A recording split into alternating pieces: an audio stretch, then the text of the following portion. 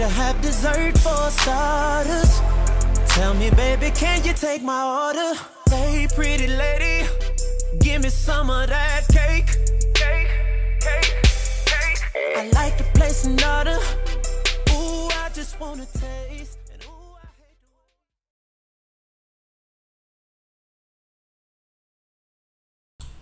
hate Hey guys, how is it going? Smooth transition. Jackadunga here, back again with another CWL placement recap. And give me some of that cake. Clantanemo Bay picking up a 127 to 126 victory against Powerbang's WHF here. Very good score against a good clan. Has to be said that it was a good war for us. We'll look at the stats now. You can see dips were perfect from all sides. We did have a few 11v11 opportunities. I mean, our side, definitely a different story for them. We had 4 opportunities at 11v11. We did convert 5, in fact. We did convert 1. You can see coming up there, Ryan, of course, picking up an 11v11. On the other side, they had a slightly different story. Yeah, they dip fell 3 times on the same base and did not manage to clear it in the end. Probably the reason for their loss in the end, because they did have that base untouched. All the rest of the 10s were cleared though on both sides. We did pick up a nice tally of 10v10s. I believe it was 12, but I'm going to check that now whilst we get on with the recap. We're going to start off with the 11v11 action. Going to be Ghost here coming in on, of course that's Ryan, coming in here on Sir Longsword. Bit of a bowler smash here, but comes in with a huge pack and pretty much smashes this to bits. We're going to see the Queen walk along this side for quite a while. And while we do that, I'm going to try and find these stats which are hiding somewhere. If I can ever find them. Where is Clantanemo Bay? There it is. Fine, we've got them up now, but it looks like this opportunity for this giant pack to come in. Actually, the Giants get smashed by that Eagle Artillery. Lets a few of those bowlers walk round. He sort of decides to drop the jump here. He has a bit of a wall break fail there. But actually, everything converges in due to the layout of this base.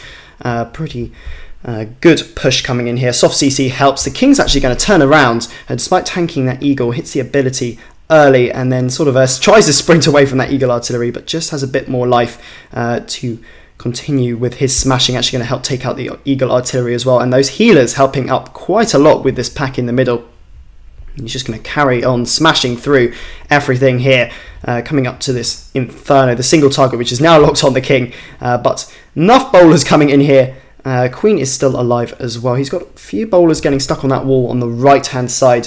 Things are going to split here, but Queen is going to head around to take out a few of these defences, but it's the main Giants and bowlers which are going to do most of the work here. Still full health Giants and probably about 16 bowlers backing behind them is going to help take everything out in the end. Still got those healers up as well, helping out there.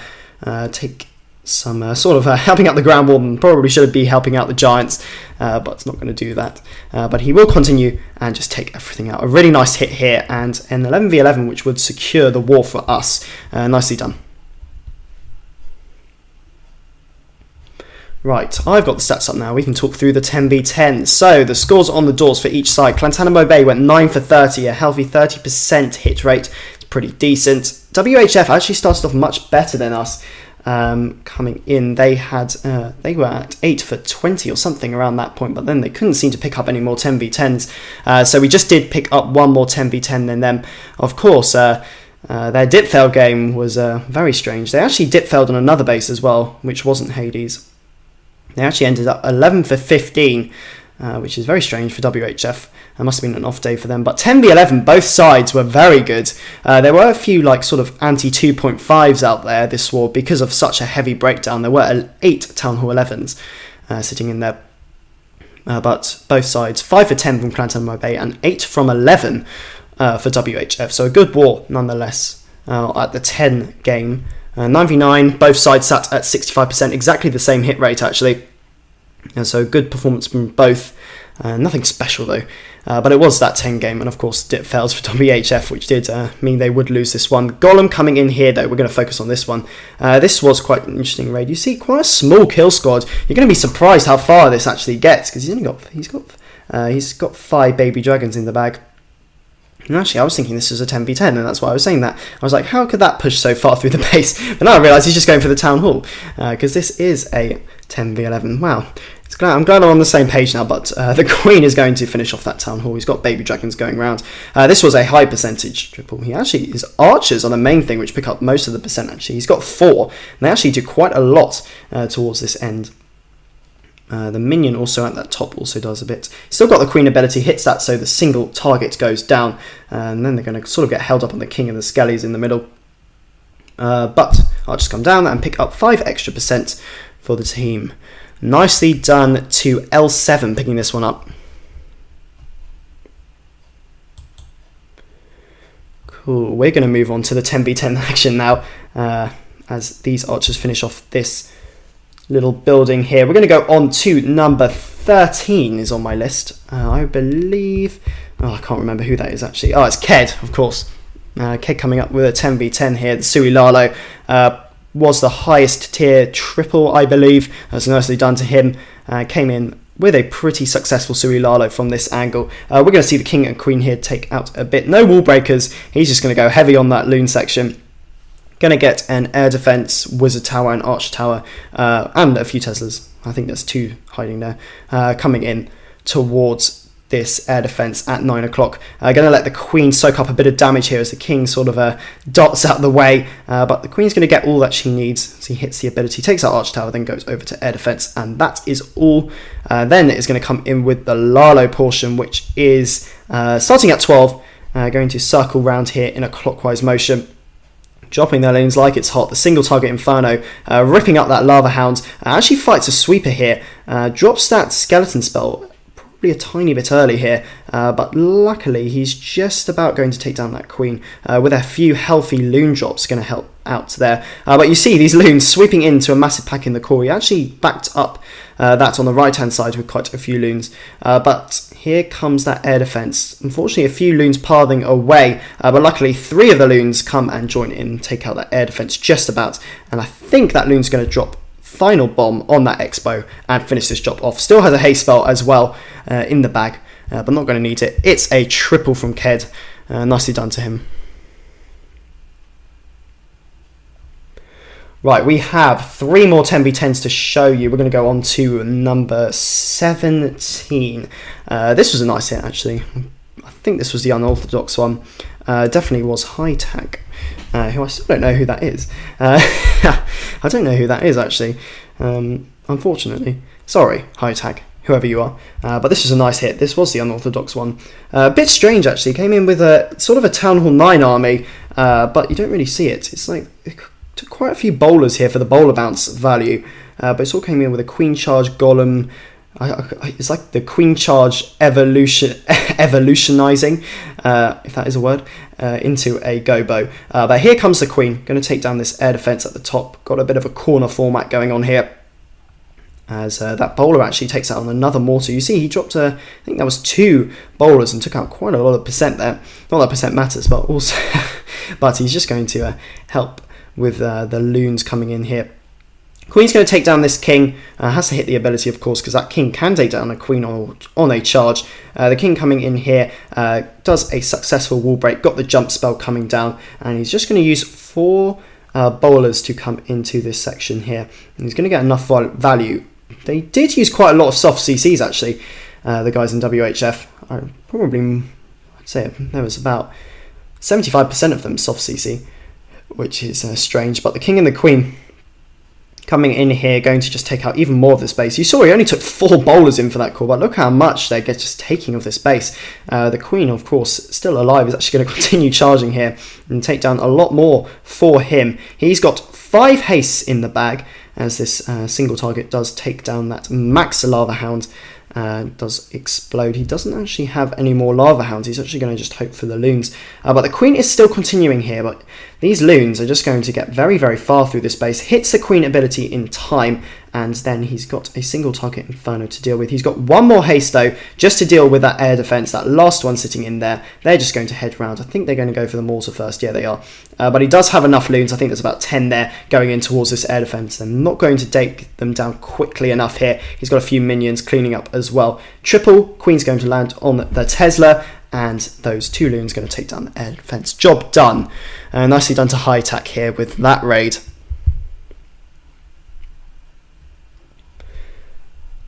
'23 and 24 are the next ones on my list. We're going to go down. I believe the first one is Devin coming in here. Of course, Devin picking up another 6-pack. He's on a bit of a streak lately. This is a bit of a go. This is actually a weird comp as well. It's like 6 back-end hogs, which literally just would use to take down 2 defences in a corner. But you see here, I'm not sure.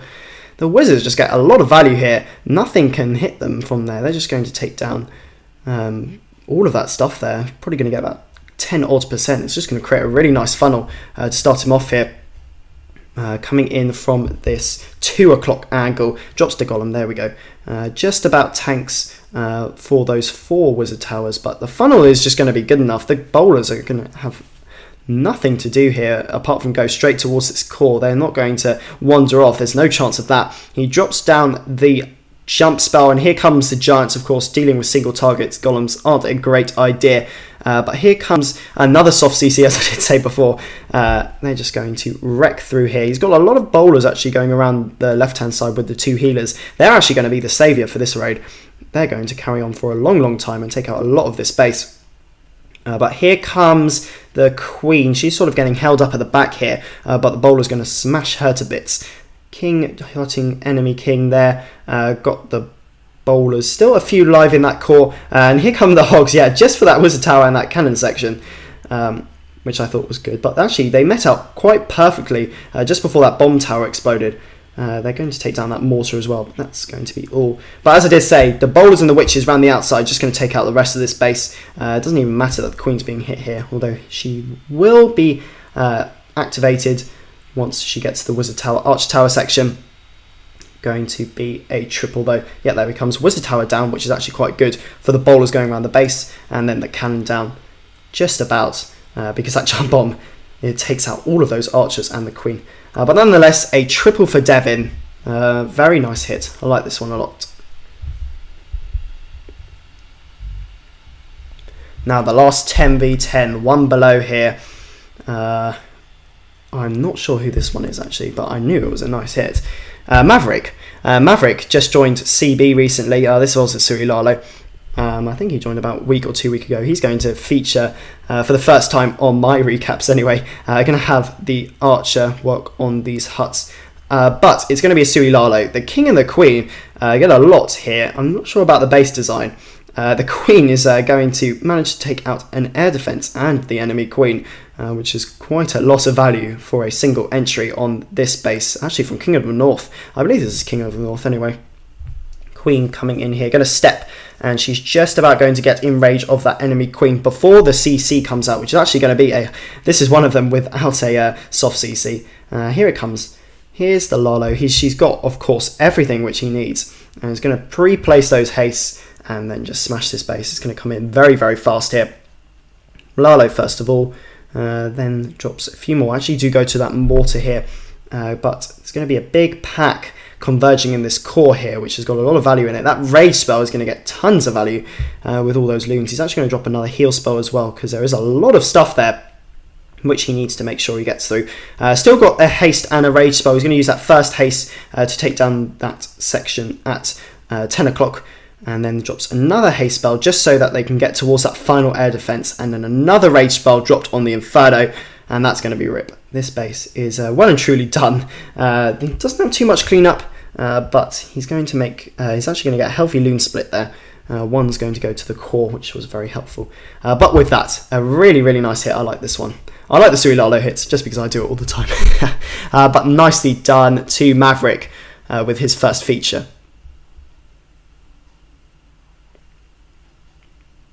Right. Now we're going to go on to the 9v9s. Of course, we're going to shout out the 6-packers. I failed this war, so I'm not happy bunny. I did do a scout as well, though. but the six-packers this war were Arif, nicely done to him. Shin, nicely done. Mr. T actually failed there. Wow, interesting. Mr. T doesn't usually fail. Cash Out Cruise taking one out. CC carried, of course. Always picks up a triple. Six-pack, in fact. I think that was all. Yeah, that was all. But today, the chosen person who's going to get his Town Hall 9 attack featured is going to be Cash Out with this Queen Charge Hog. It's actually going to only break through one layer. Probably wanted to break through two, but he's going to get a ton of value here. You can see he's starting the Queen Charge off at 3. He's actually going to end up right at the hero compartment here. Somehow is going to get there, but the King going to be dropped down on a lot of trash there. You can see there's a lot of value from that section. All the Expos lying around here. It was a perfect charge though. Here comes the wall breakers. Actually triggers a giant bomb there, sitting comfortably outside, but here they come, patiently drawing them in. Has a little bit of a split here, but one compartment is broken through. There we go. Perfect. And the Queen's going to head in here. He's actually going to try and break through the next layer, but unfortunately not quite going to get there. The wall breakers are going to go on for a little weird walk. I don't know why. Why the hell would you want to break that one open? I'm not exactly sure, but he does get just through here. If only that wall breaker had connected, he would have probably got through here, but the King actually lures the CC out. He's going to drop the early poison on the double Valk minion Witch, and then he's going to take that out. He's got another Rage Spell in the bag. He's not going to use it though, because the King tanks nicely for that stuff. Here comes the Queen. She's going to bang on the wall, take down that Witches. We're going to speed that up a little bit. Luckily she breaks through this wall here. The King did create a good enough funnel. But here, as I did say, comes towards the Queen and going to take that out. Actually going to take up the bomb tower as well. So a really, really nice charge there. The Queen going to take down one of those Expos as well. But here comes the Hogs. Has a giant bomb triggered there early, but only a few Hogs taking the damage. Drops the heal a little bit late here. A few of those Hogs actually are taken down by the Wizard Tower. But the Queen still going strong here. Does still survive. Not going to take down the King though, unfortunately. She's trying to break through another wall. But here they come. He's got one more heal spell. He cleverly uses it for this little mini Tesla farm, which does pop up at the end. He might have been a bit screwed if he had panic dropped them here, because he only did trigger 3 giant bombs. There could be one lying there, and I think there is one. Yeah, there's another one lying there, but drops it early and saves the raid. But I thought the charge was really nice nonetheless. Really nice charge. So I thought I'd feature this one. Nicely done to Cash Out Cruise, finishing this recap. And that is all. Well done to Clantanemo Bay, moving 2 for 1 on the CWL placement wars. I think that might be the last one. There might be another one. I think this might be the last one, but 2 for 1, a good CWL placement record. And of course, beating WHF is quite an achievement. Of course, if you did enjoy this recap, feel free to leave a like, subscribe to the channel for more similar content, and crunch time video coming up tomorrow. Thanks for reminding me myself, and that is all for now. Thank you so much for watching, guys.